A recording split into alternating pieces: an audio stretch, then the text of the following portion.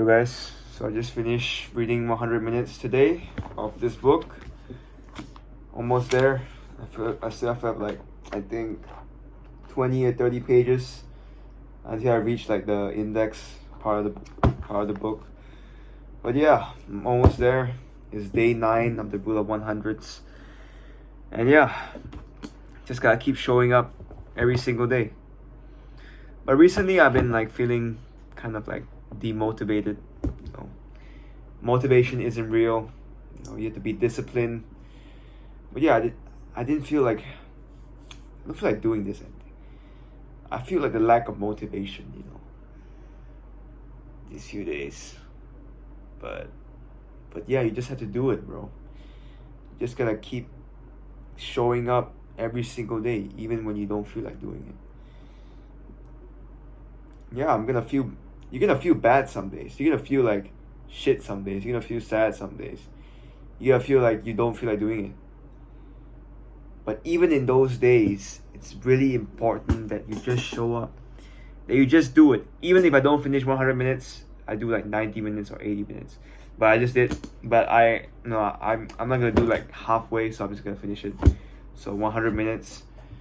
But yeah, my point is like, when you don't feel like doing it, that's when you have to do it. That's exactly when you have to do it.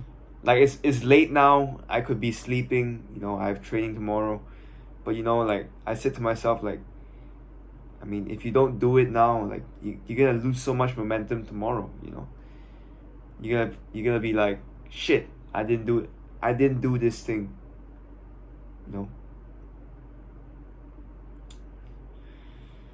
Yeah. But yeah, I don't know how I feel about it. But I'm just gonna keep showing up every single day, even if I don't feel like reading this book.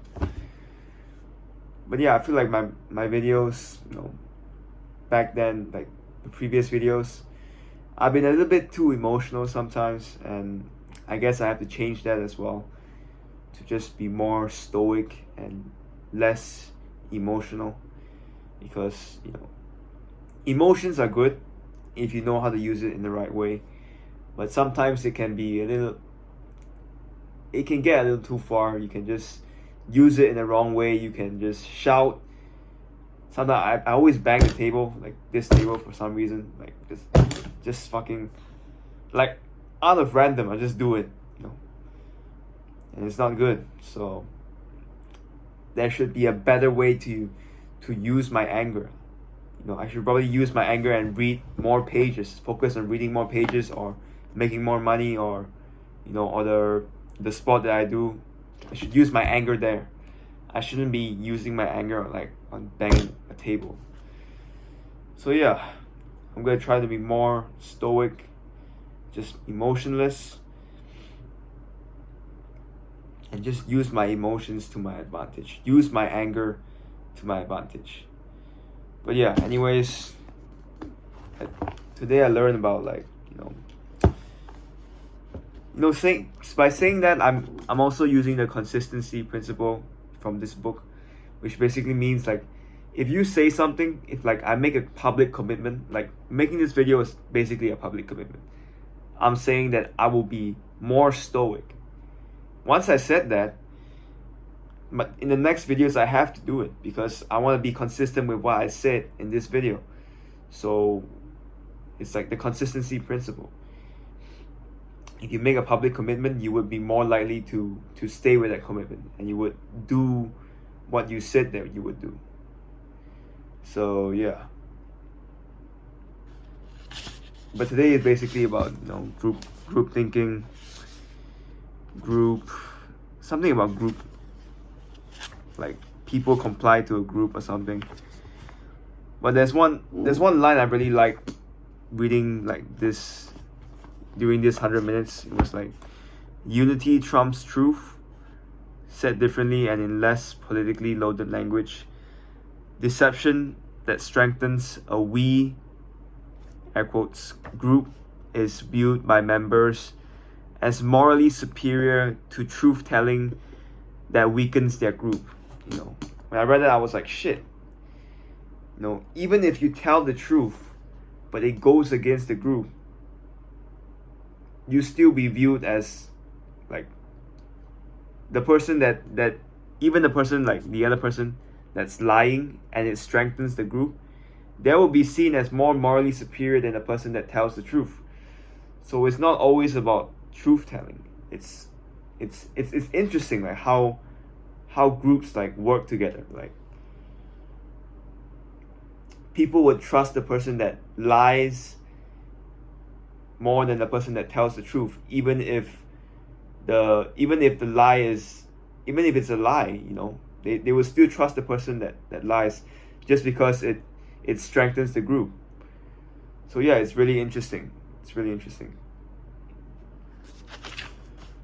But yeah, this book is definitely, I would recommend it to anyone if you want to learn about psychology. Honestly, no offense, I learned more in this book than I learned in psychology class in college. But my teacher was great though. She was great. But in terms of like, just knowledge and application, because in college you learn, like I said, you learn knowledge, but you don't really learn how to apply it. But I guess extra knowledge is good too. No, I'm gonna take that back. My psychology teacher was good. She was amazing. Miss Ida, yeah, she was amazing. So, like, when I was reading through this book, like I just flashed back to psychology classes of her teaching me like all the principles. There were some principles mentioned in this book, like I forgot one of them, but it was like Milgram's experiment. Like the authoritative figure, like people are more willing to comply to a doctor because he has the title of a doctor. So yeah, you're more willing to trust it because yeah, he's a doctor. So whatever, even if he gives you like a bad medicine, you still trust him because he's a doctor. So yeah, I've always trusted doctors. I've never questioned a doctor. Like he said, yeah, you should take this medicine, then yeah, I'm gonna listen to him. I'm not gonna question him because he's the expert, obviously. And yeah, this book is amazing. So you guys should pick it up. Influence by Robert B. Kennedy. Well, yeah, that's what I have today. I'm sorry if the video is kind of shit. I'm just putting in the reps. Just keep putting in the reps. And yeah, I'll see you guys tomorrow.